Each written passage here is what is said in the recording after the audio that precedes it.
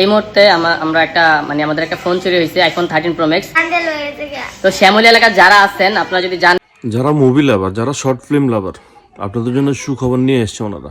আপনার মনে আছে তো, আগে ওনাদের একটা মোবাইল চুরি হয়েছিল, এরপরে 3 মিনিট 21 সেকেন্ডের একটা শর্ট ফিল্ম আপনাদেরকে উপহার দিছিল, আর সেটা রাতারাতি ভাইরাল হয়ে গেছিল। তারা বুঝছেন তো।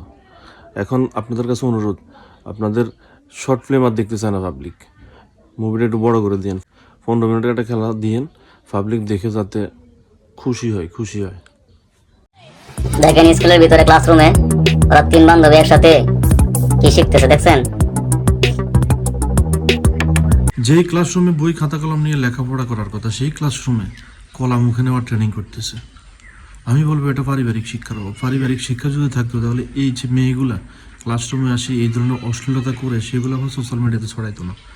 এখন এই মেয়ের গার্জিয়ান যদি ভিডিওটা দেখে থাকেন, আপনাদের কাছে আকুল আবেদন, যত দ্রুত সম্ভব এই 3টা মেয়েকে বিয়ে দিয়ে দেন, নাহলে যে কোনো সময়ে যে কোনো দুর্ঘটনা তারা ঘটে ফেলবে, আর তখন আফসোস করা ছাড়া আর কিছু থাকবে না। বন্ধু এই দেখ আমার খেলার সাথে তোর আছে, হ্যাঁ তোর থাকবো কেমনে, তুই তো সিঙ্গেল।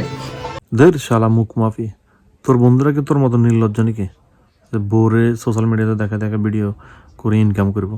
তুই তো হচ্ছে একটা মুখ মাফি নির্লজ্জ পুরুষ।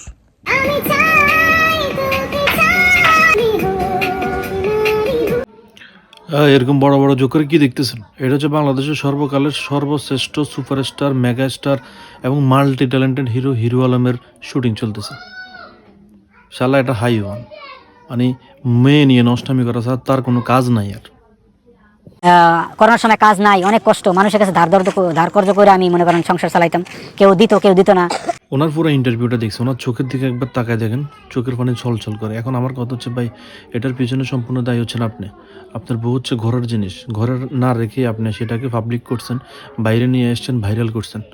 এখন বউ প্রতিষ্ঠিত হয়েছে, আপনাকে ছুঁড়ে ফেলে দিছে, এটার জন্য সম্পূর্ণ দায়ী হচ্ছে আপনার উচিত হয় না আপনার ঘরের বউকে আপনি মিডিয়াতে নিয়ে আসা, ভাইরাল করা। আপনি নিয়ে যেতেন শুটিং স্পটে, তো মানুষ বুঝে না। এটা থেকে মানুষের শিক্ষা নেওয়া উচিত, ঘরের বউকে ঘরে রাখা উচিত, সেটাকে পাবলিকলি ছড়াই দেওয়া কোনো উচিত না।